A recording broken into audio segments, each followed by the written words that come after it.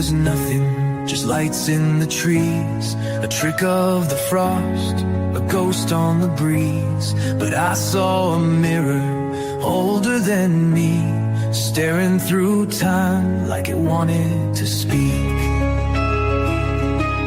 The forest went silent, the world held its breath. Something was watching beyond life and death.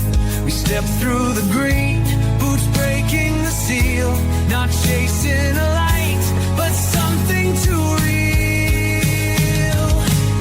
I came back with salt on my skin, my mind split wide where the storm got in. They call it a test, but I know the deal. History blinks beneath the green veil.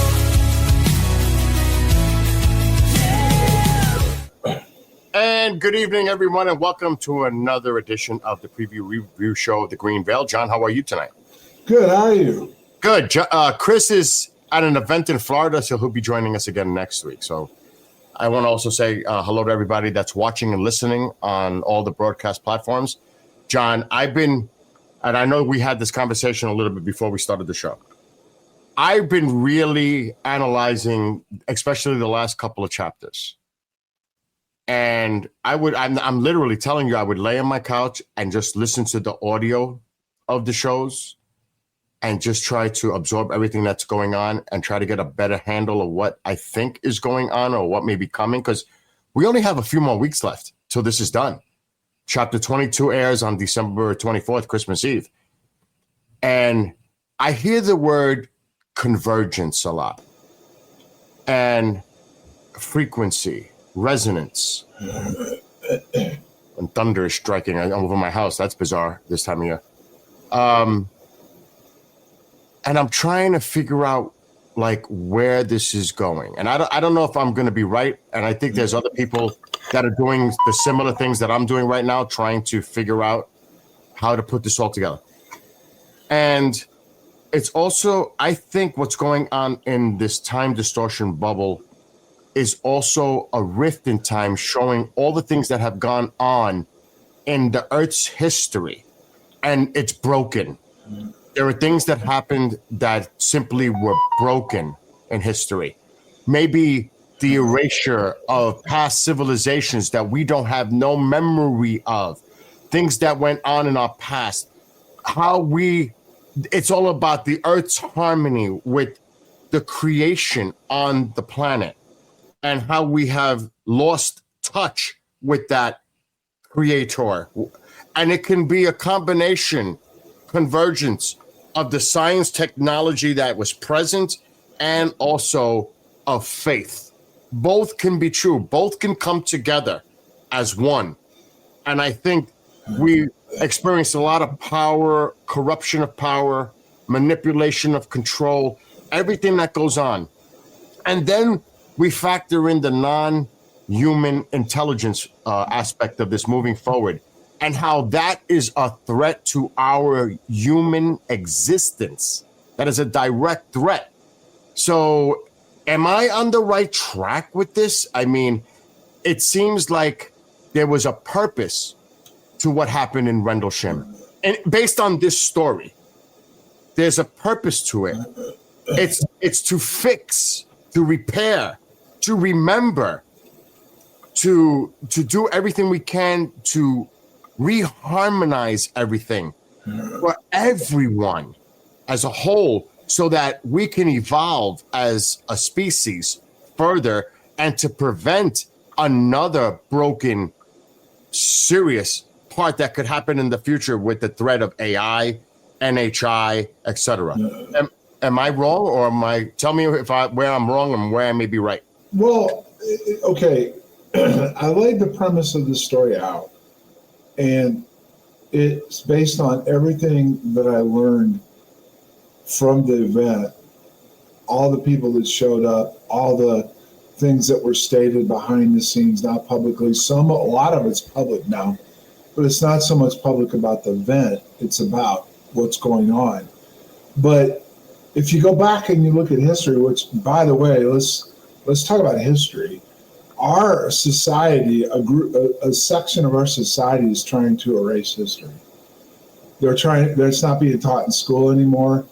They're trying to just take it off the map. And if you don't remember your past, you can never learn from your mistakes or what went right and how to move from the present going forward.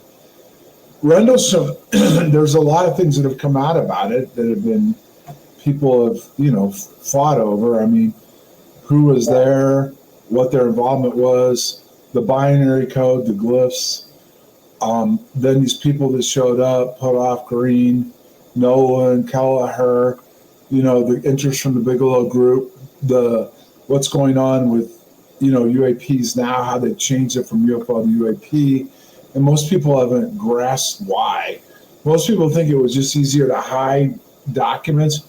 In actuality, what this group did is identify an area called unidentified area phenomenon that they've been studying.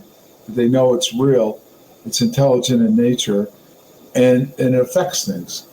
And one of the things that was clear, if you go back, all you have to do, go back to culture, like the Hopi, the natives, as they call this, where we live, the New World. The old world was over in Europe, right? Well, the old world came over and dominated and destroyed the culture of the New World. And they took it over and they eliminated most of the ancient beliefs and way the native culture was. They locked them up on reservations. They took away, their beliefs, their religions. Then they turned around and tried to go around the world and dominate other cultures and other religions too. So then you have the way back, it was more based on faith. Then you go forward to now, science is dominating. I mean, just with AI alone, and it's taking away our self-worth. It won't be long before, what are we here for? We'll be served by, we're just going to be here. We're not going to have to think. We're not going to have to do any of that. We're going to have a car drive us around. Everything we do is going to be done for us. Yep. We're not going to have to do any kind of critical thinking, which means that the AI itself, controlled by a small group of people, which already control a lot of things anyway, will dominate and control whatever society exists, as we evolve. Yeah, I agree with you. I think it is a direct threat to our humanity. You even hear about the transhumanist aspect of it, transitioning, prolonging life by whatever means to make that happen. But it takes away. What about our spirit? What about our soul? What about our essence, our life essence? And like you said, the more we're dependent on AI, the non-human intelligence aspect, it makes us less human and more dependent on that as a means to survive. I mean, what about our independent thought? Like you said, critical thinking, moving forward as a species, because eventually we're going to have to go off-world. We're going to have to go off-world. The planet will not exist forever. There's going to come a point where this planet becomes uninhabitable, where it may take us where we have to be. We got to go underground for whatever time being until we can find another suitable place for humanity to exist further. So there's a lot of implications, but I don't see why you can't look at science and the religious aspect, regardless of what it is. Faith, it's a very strong, tangible force, and both can coexist and be true. The advancements of technology. Bill, but faith dominates how we're supposed to live. Science has changed how we live. Faith is supposed to govern how we live, what we are and how we're supposed to treat each other and, live our lives. But that's the morality and the principle of it. Yeah, but it's still part of it, and it's being taken away. I mean, robot is just, it's like Star Trek was with Spock. There's no emotion involved. Yeah. It's just logic. It's just, this is the way it's going to be. Problem is, they're already having problems with weapon systems because humanity, at least some of it, still has some consciousness on how they want to do things, even in war. And if you look at the way AI will look at it, it'll just be, we're here to win. And it doesn't matter how we win, what we destroy, what we do, and AI doesn't have any worries. AI doesn't worry about whether it'll exist now, And like, in other words, if AI thought it was going to lose, it would probably drop a nuclear bomb. But what if AI taps into our consciousness or vice versa? Well, that's what they're trying to do. They're trying to take our consciousness and put it in AI, because AI is self-learning and it's out of control.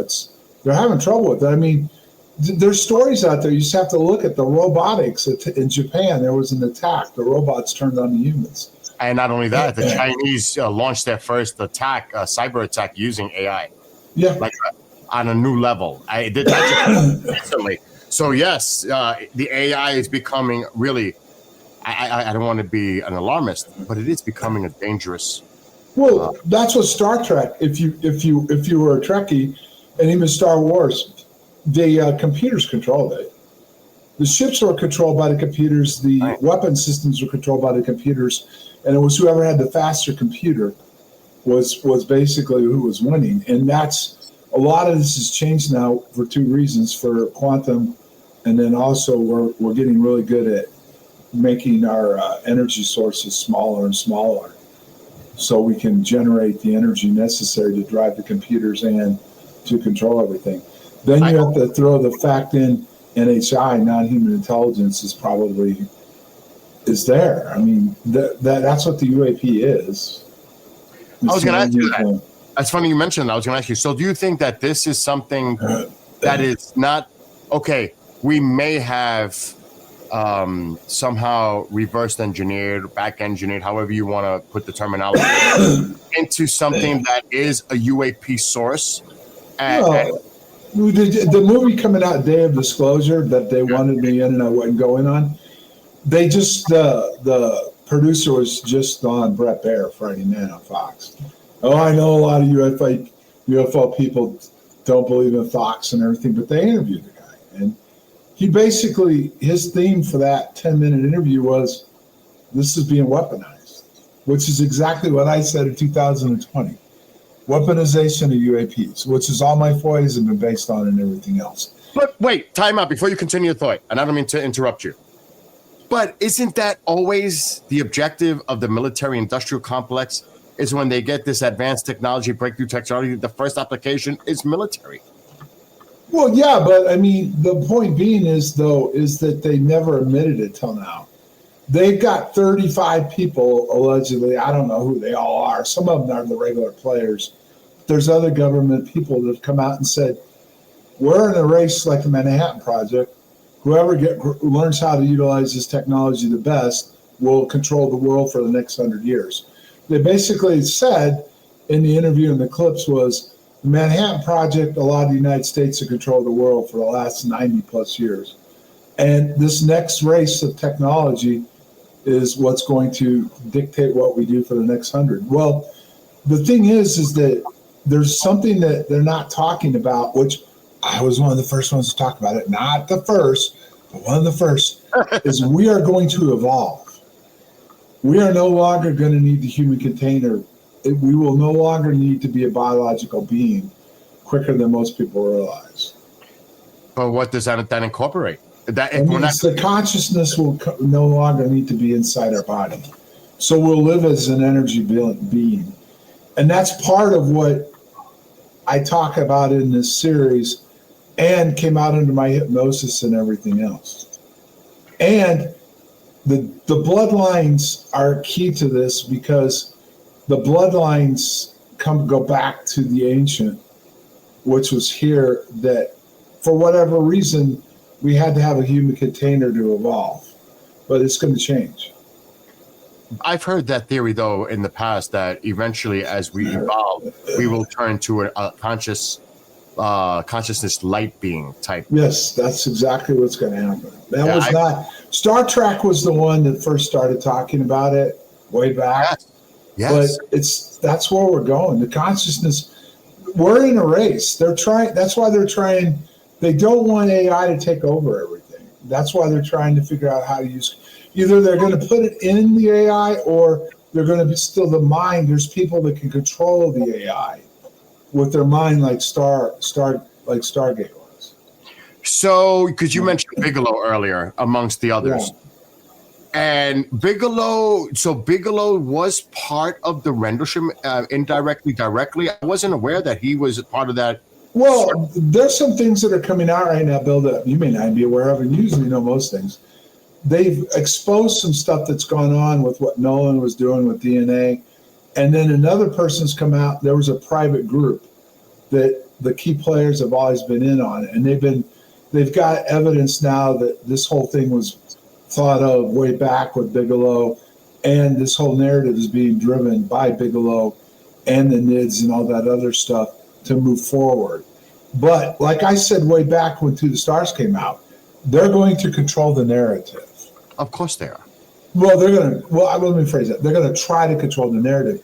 And this day of disclosure, guess who the lead person that is in it? Age of disclosure, who? It's Marco Rubio. He's the one, he's interviewed in this. They showed 3 clips of him alone. And he's now the Secretary of State. And he was on the highest committee, the Defense Committee, the Intelligence Committee inside the Senate, and he was on the Gang of 8. So this is all evolving, and never mind, you got to throw 3i Atlas into this because, I mean, we can ignore it. I mean, the government refuses to talk about it, or governments, but there's strange things going on with this object. And it's triggering things with the sun and everything else, which is affecting Earth. Before we get to that, I want to dig a little deeper with this connection because Bigelow has always been tied to doing contracting work for the government. At Rendlesham, I know that we've discussed this in the past, that they had equipment there to set up this test, to test a weapon there. Whether you were involved by intention or accidental, that may be another question in itself. But it's everything that was going on at Rendlesham. And you say Bigelow, I wonder, is that why Bigelow was so interested in Skinwalker? Well, if you follow the story of Bigelow, he lost his son. And he wanted to connect to him out there and stuff. That was his first reason. Besides, he was in the defense industry, the space industry. But he went into this and he started bringing people like Edgar Mitchell, Kit Green, Hal Putta, Eric Davis, all these guys that have worked in this technologies areas. These guys were fringe technology 25 years ago. This was the think tanks looking at the future, concluding what Stargate was. And a lot of this came from the Russians were doing it. But this was not their first rodeo, Rendlesham. Was it? The first rodeo for those guys was MK Ultra. That was the first rodeo. Give us a little background for those who may not be familiar with that. MK Ultra was what they were doing to manipulate people's minds.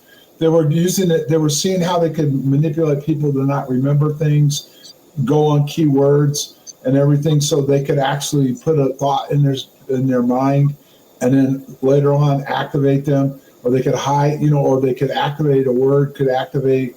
So that Manchurian candidate, so to speak. Yeah, it's like a Manchurian candidate, right? And they got busted for it. They got caught for it, and then they covered it up. And then they moved it over to Beltwaters. They moved it over to Rendlesham. It all got transferred over to Marconi, and the United States companies were involved too. Yeah, so what they did was Long Island Montauk project. Montauk, the equipment at Montauk, guess where it ended up? Where? It got moved over. Rendlesham? Right outside the back gate. We went out there and went to the sites, and the engineer I was with identified all the equipment that was at Montauk. The skeletons of what was left of it was about over right outside in the Rendlesham Forest, right out there. It was not Skinwalker, but the nest, Orford Nest.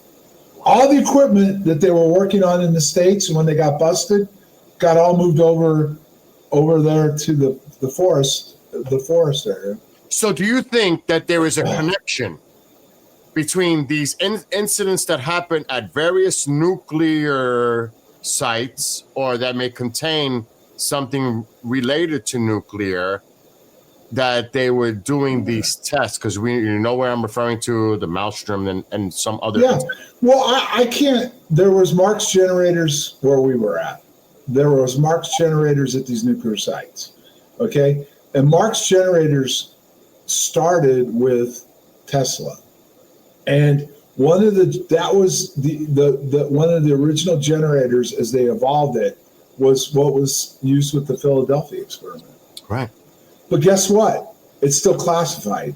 I have been in an ongoing battle for 6 months with the MOD, and they will not give up 1 inch of paperwork on what they know, what they've done with those generators and UAPs and everything else. Do you think, and there's all kinds of projects, paperclip, there's so many different that we can refer to, but do you think that the Germans were actively pursuing this technology? Because we hear the Gluck, the Bell, all that stuff. Do you think that? Yeah, the Germans were, those scientists were the leading, those were the people, half of them went to Russia, half of them went to the United States. The United States went more conventional weapons. The Russians were doing conventional, but they were going more into the exotic weaponry. The engineers that they had, all you have to do is go look at a book by the name of, his name was Lieutenant Colonel Bearden. All you have to do is go back and look up him. He started understanding what was going on with the Russians and what they were working on.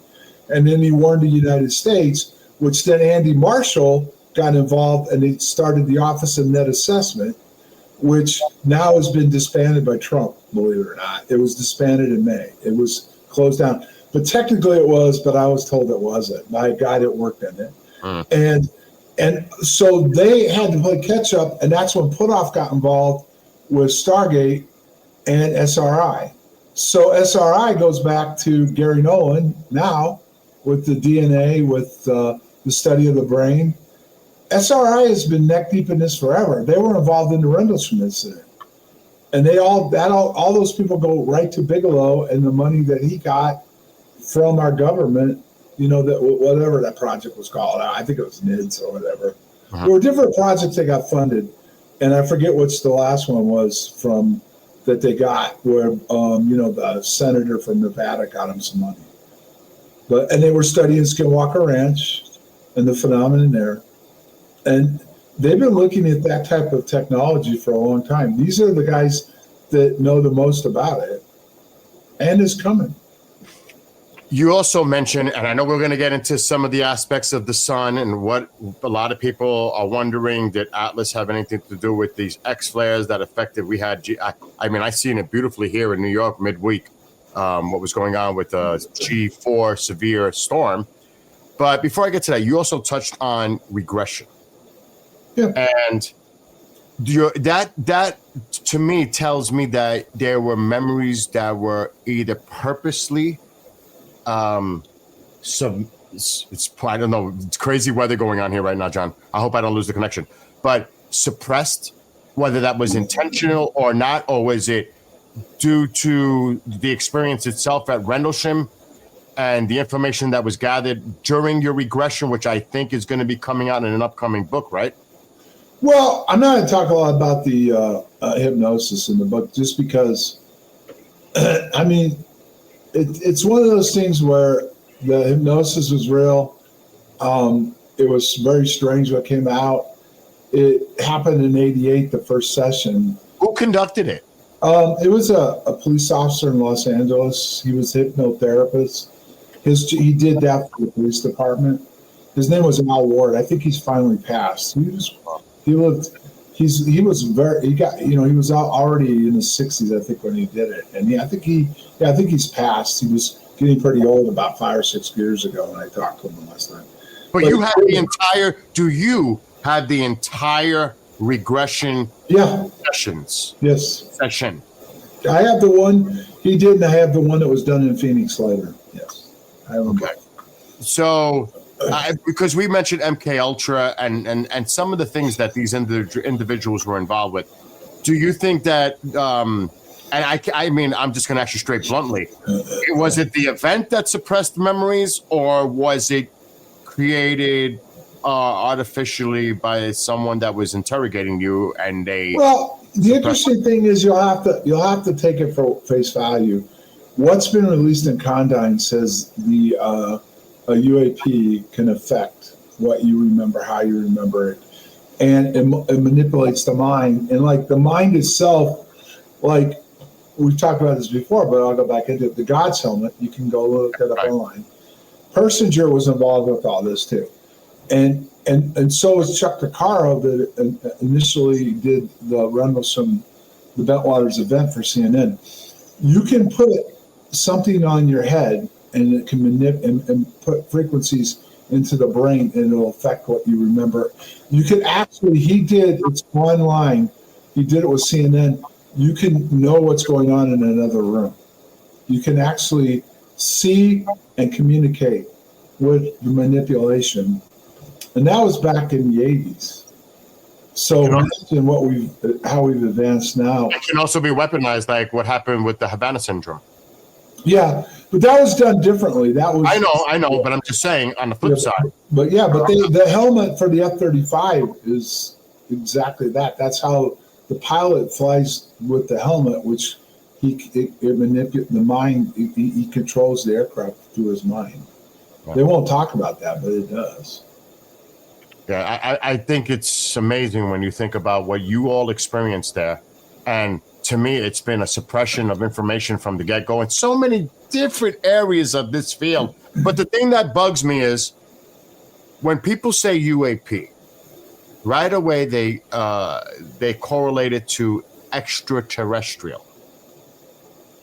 That's but you know what I mean. It's aliens. Yeah, well, that was supposedly one of the excuses they changed it to UAP was to separate it from UFOs.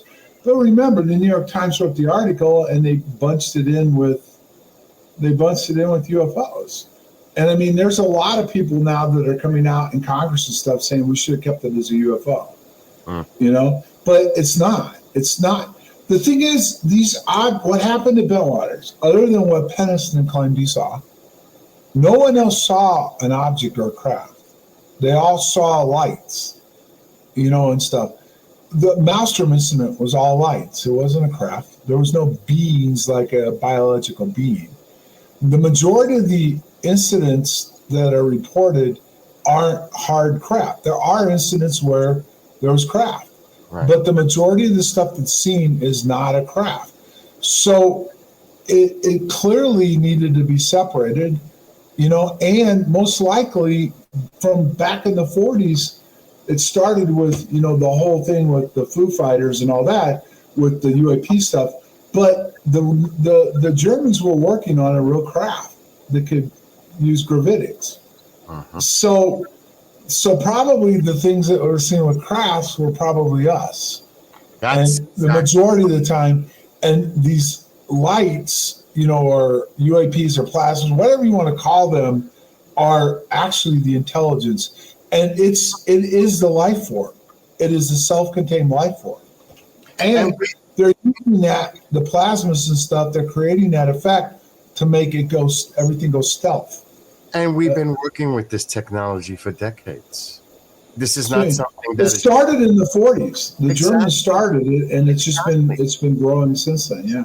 And you hear a lot of the talk about, we can get to Mars in a few days rather than over a year if we go revolve around the planets and get. The problem is the human body can't do it. They don't have. It's like if you go back and look. Are you talking about the radiation or the G-forces? Go back when radar first started, they didn't understand how it affected the body, and they didn't shield the people, and most people that were involved in early radar systems got sick. Right. A lot of them got cancer. A lot of them died. Yes. And then they figured out how to shield it. Right now, the problem is the biological body they don't have the ability to protect the body inside a craft to do that. Yeah. It has to be done remotely. The Apollo missions also, that was something that became a big deal when they were talking about that, going through the belt and the radiation effects on the astronauts. Well, I don't like to start a controversy, but I'm going to, okay? Because I got to know Jim Marrs pretty well. And Jim Marrs said two things that were clear. He said, the belt, we couldn't have survived. And he said, if we could have, all they had to do to prove that was take a capsule, create the radiation effect that would have happened, put an astronaut, 2 astronauts in there, the capsule, and prove that they could survive it. They could recreate the effect in a hangar, and they wouldn't do it. And the interesting thing, Bill, is what did we do the first time? We immediately set people into space. We did a monkey on the first circle, but after that, everything was done manned, right?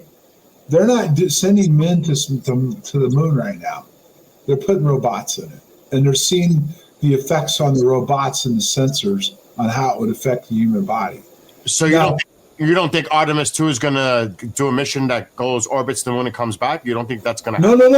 No, that's what I mean. They're sending the first one that goes is going to be robots.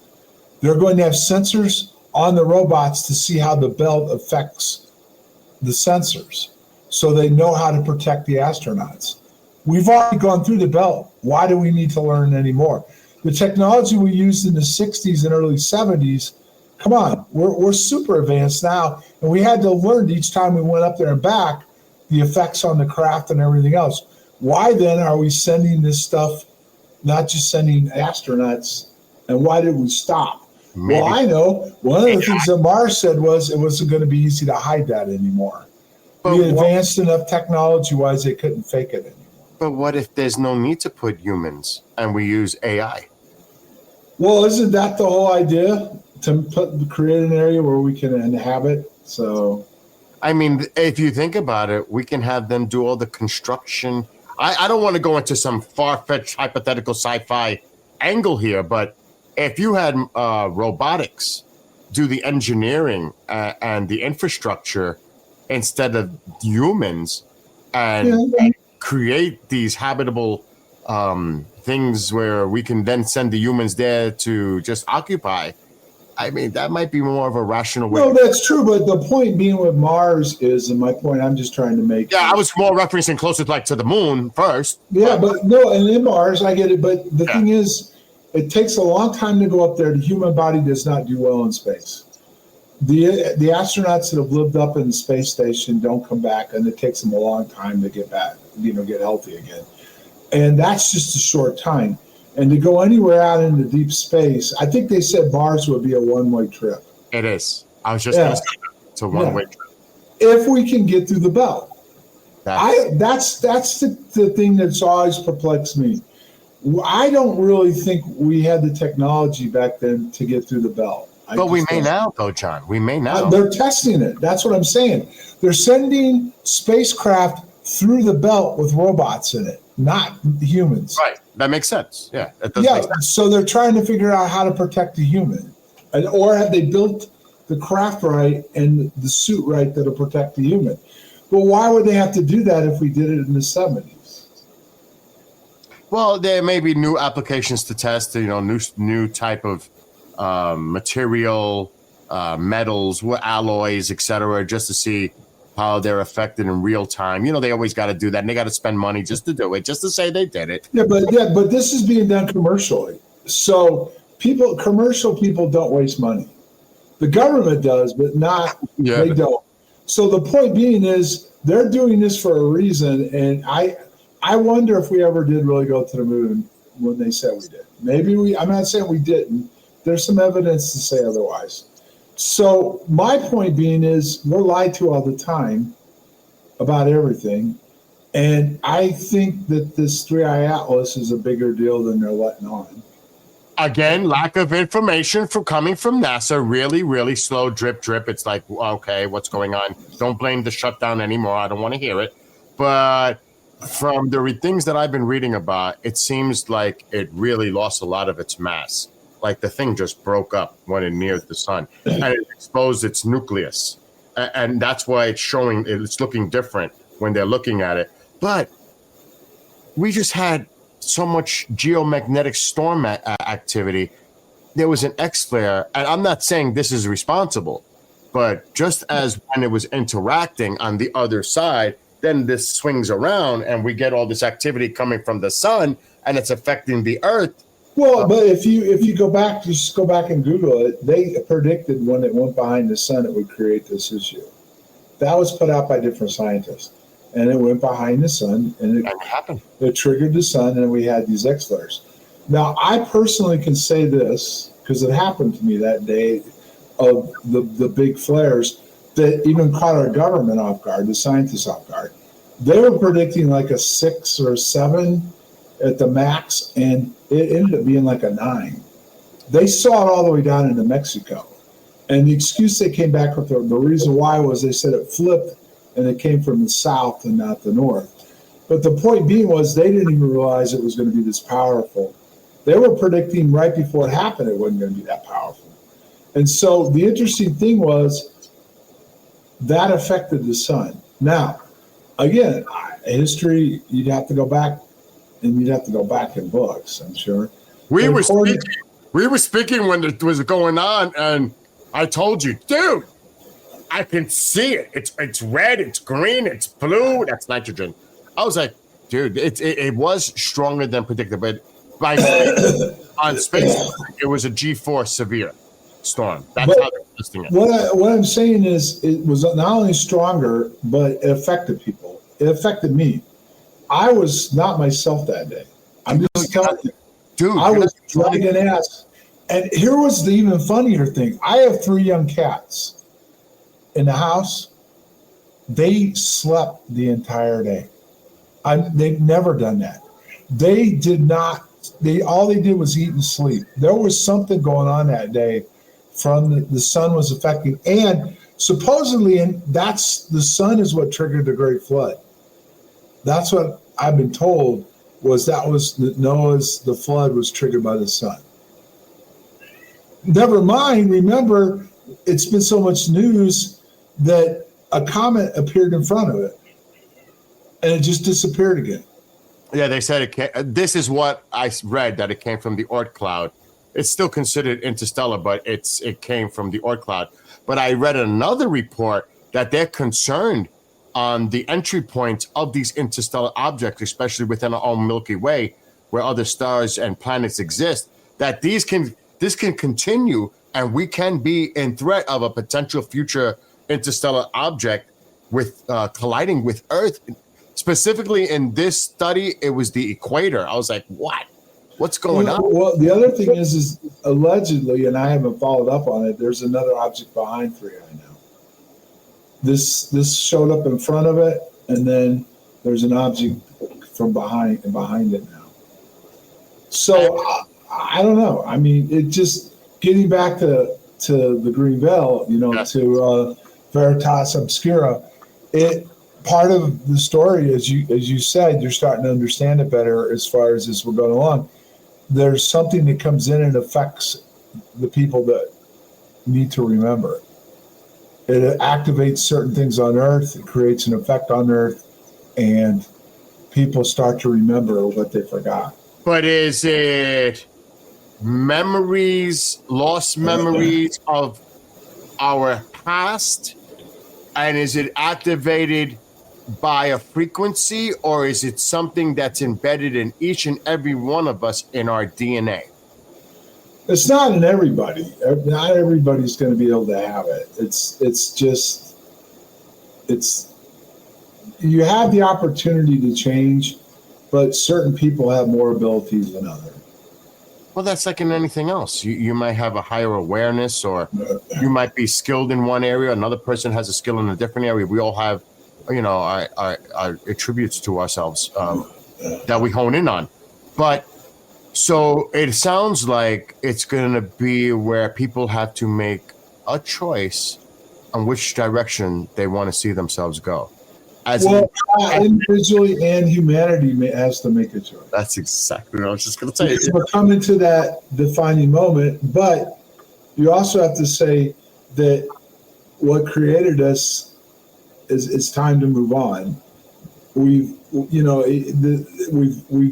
It's time for us to move forward in a positive way, because we're no longer doing that. If we don't do it, we're doomed. But you also hear a lot of people that they claim they're experiencers, and they get these messages saying that if we don't turn it around, whether they use climate change or whatever it is, whatever, politically, whatever, that there's going to be some type of an intervention, and they're going to help us change. You know that that's out there. You know that there are people that put that out there. So this almost has a similarity, not exactly the same, but there needs to be some, and in a religious aspect, it's divine intervention.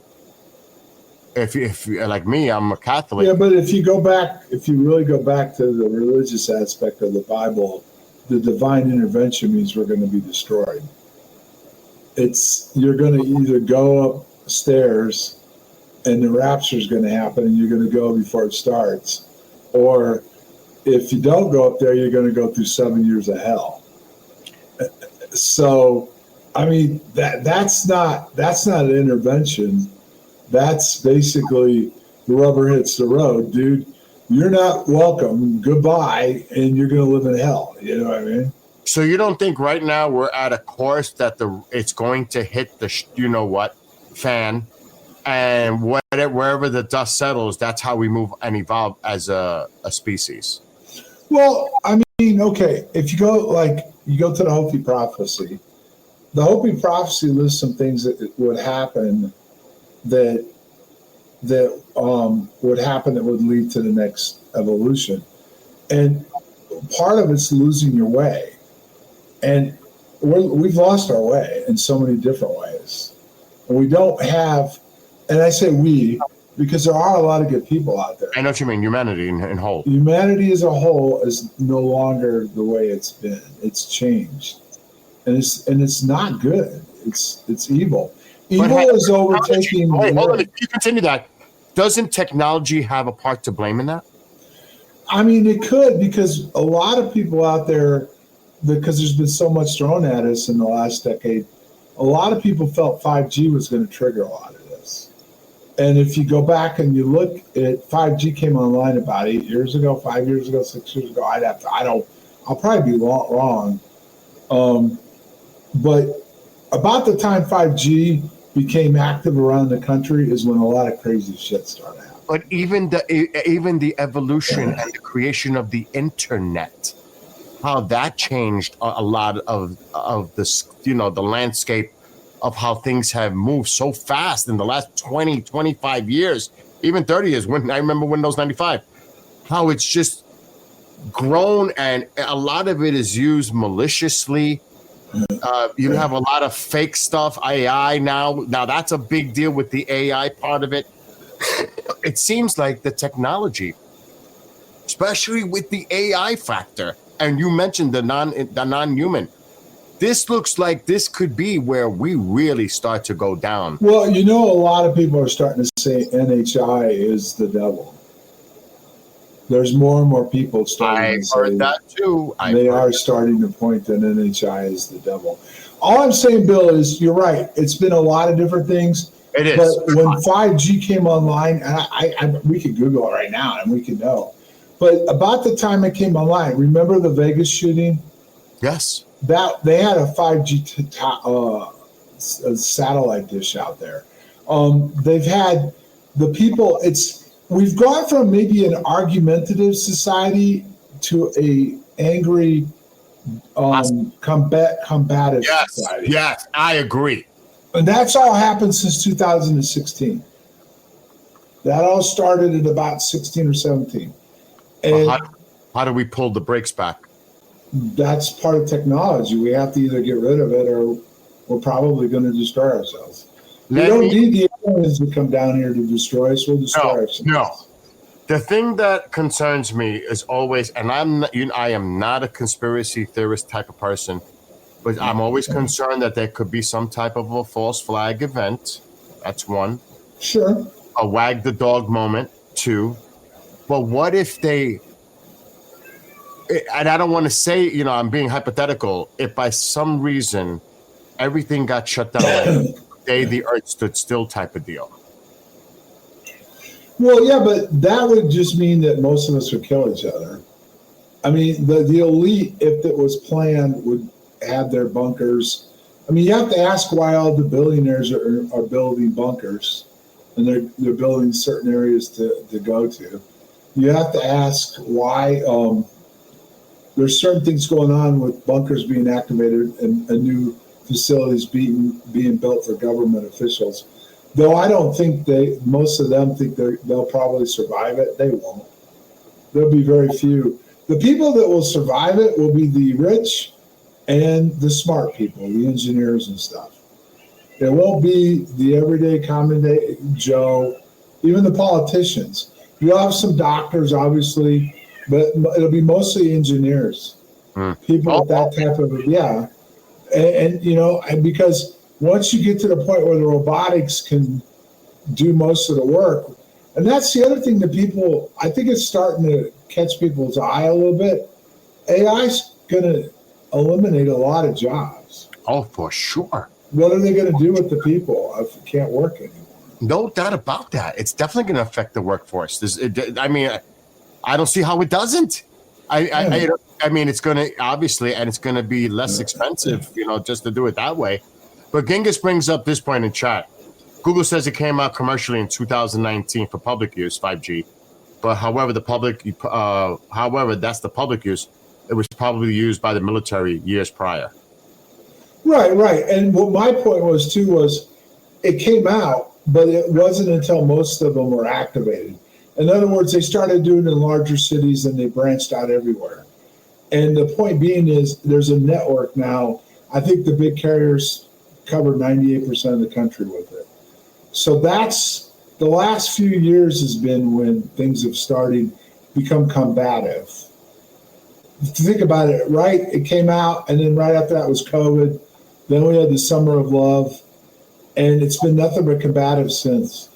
And a lot of these things that people are fighting for don't make any sense. And they're going crazy. Look at the market. Look what's driving everything right now. AI.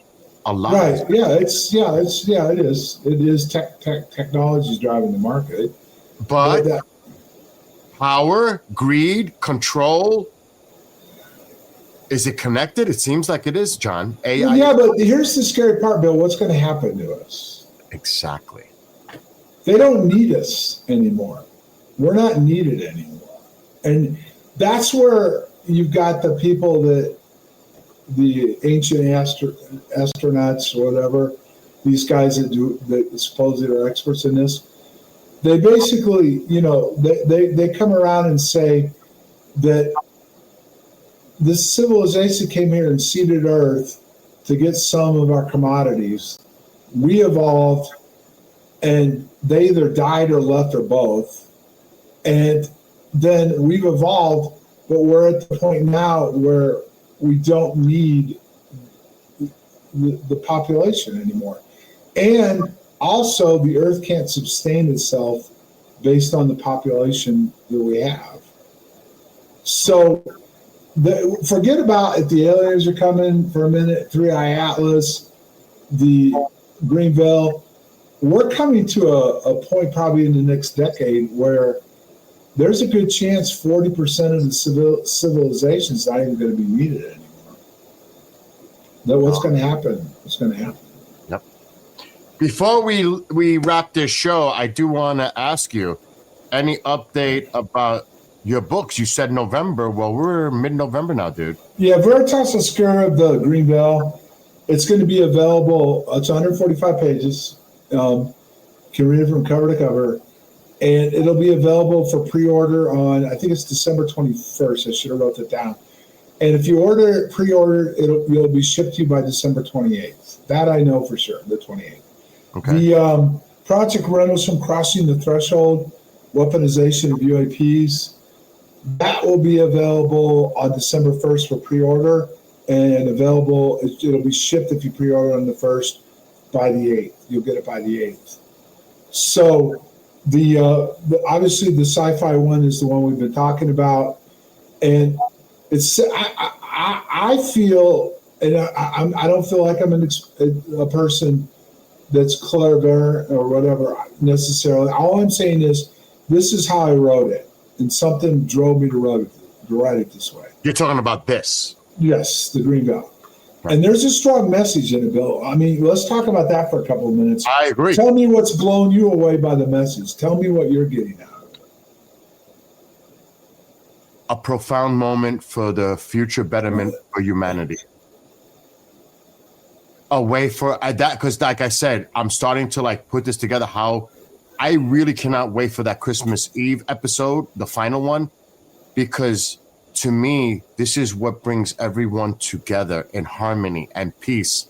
Well, yeah, but okay, if you think about this, Bill, just take a deep breath, forget about all the chaos right now, and the people that are listening, think about this.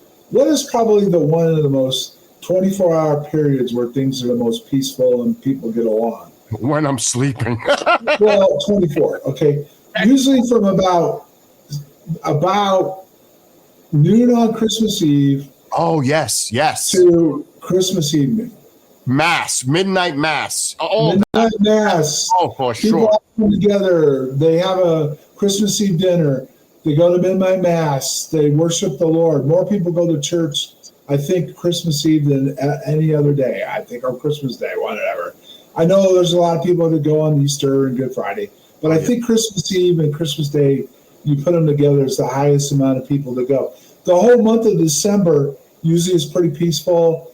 You know, there's a lot of parties, get-togethers. People go to church more, choirs, sing-alongs, giving and stuff.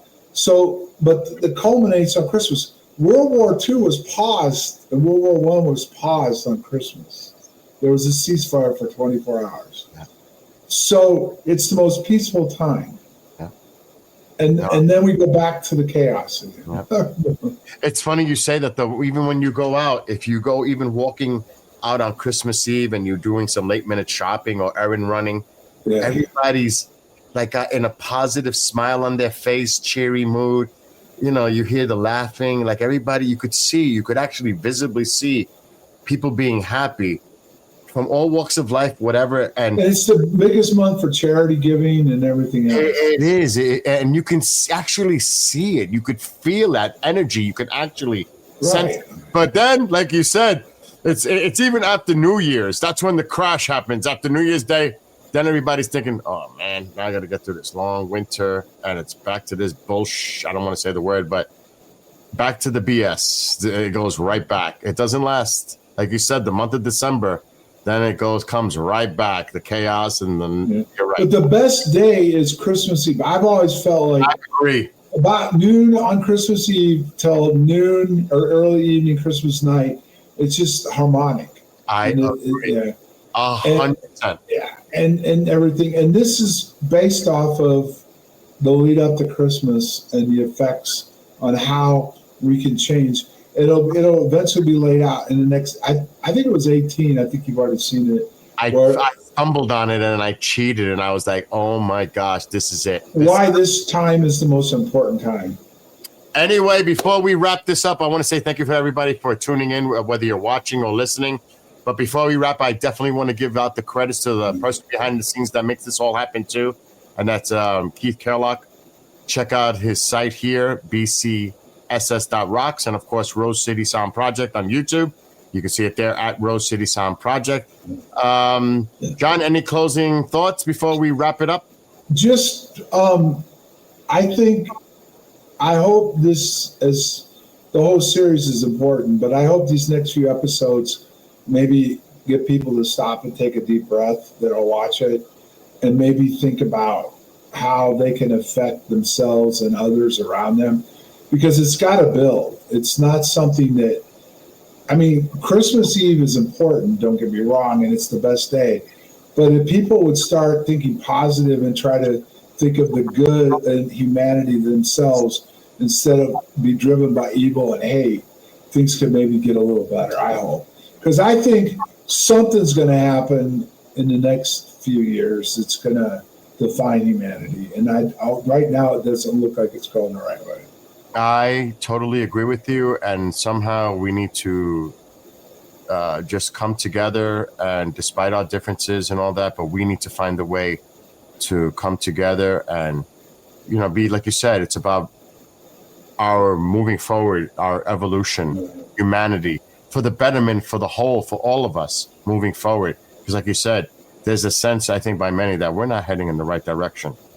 So. Oh, we're definitely not. We can debate all the other stuff till